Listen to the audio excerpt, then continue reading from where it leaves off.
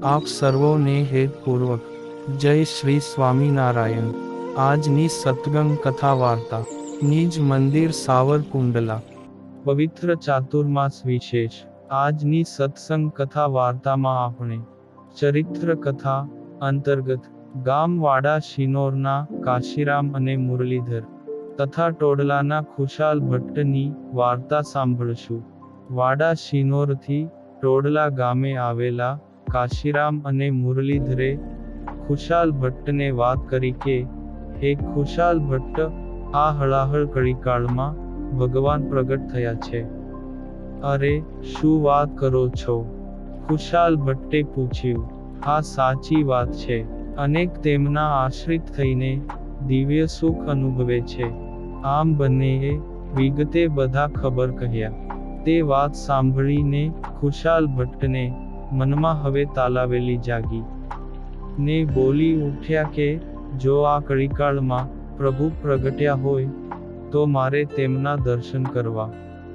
જ્યારે તેઓ ગુજરાતના ડભોઈ ગામમાં સંસ્કૃત વિદ્યા શીખવા રહ્યા હતા, ત્યાં પણ તેમના મનમાં આ વાત સદાય ગુંજ્યા કરતી હતી।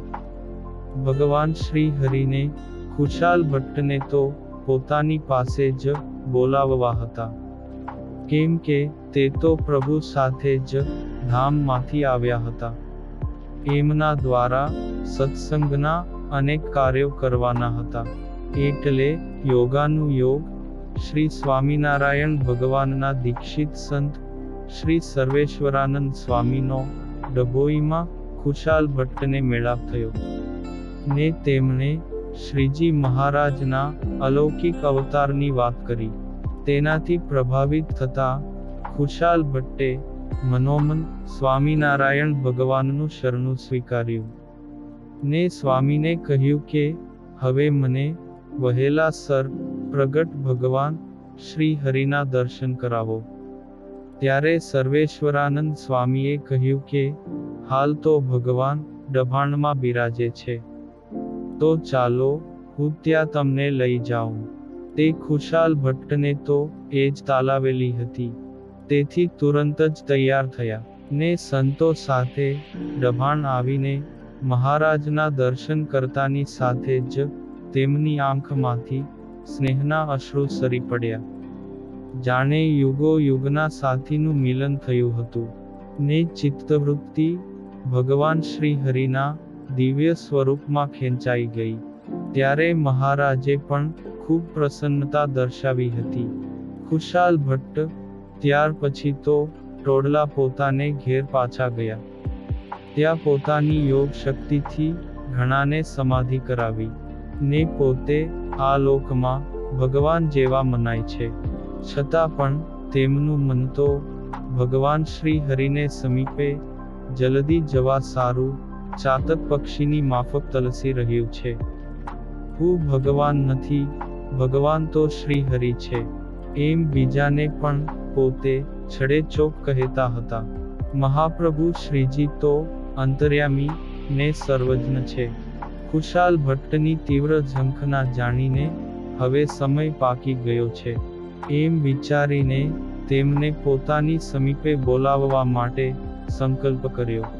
ત્યારે એક દિવસ ટોડલા ગામે એક તેજસ્વી બ્રાહ્મણ દેવતા આવેલા ને તેમની સાથે વાત વાતમાં ખબર પડી કે તેઓ કાઠિયાવાડમાં શ્રી સ્વામિનારાયણ ભગવાનના દર્શને જઈ રહ્યા છે।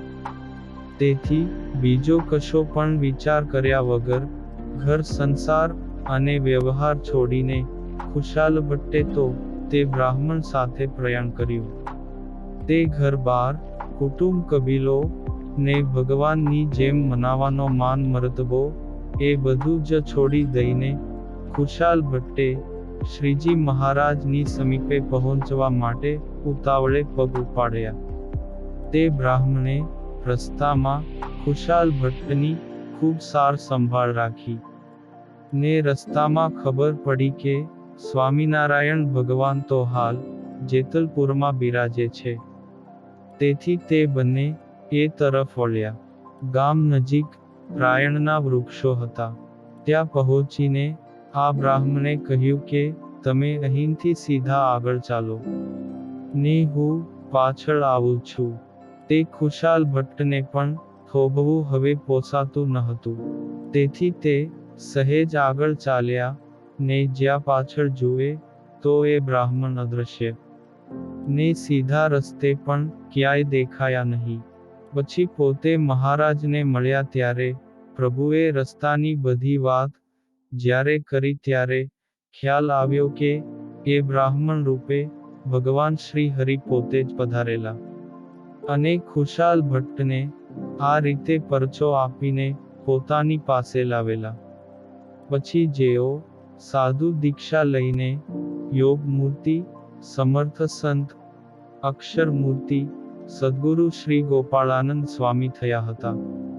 આ પાવન પ્રસંગ આપણે સત્સંગ સાગરના મોતીમાંથી સાંભળ્યો. અને હવે પછીની કથા વાર્તા આપણે આગળના ભાગમાં સાંભળશું. અત્યારે આપ સર્વોને ભાવથી જય શ્રી સ્વામિનારાયણ.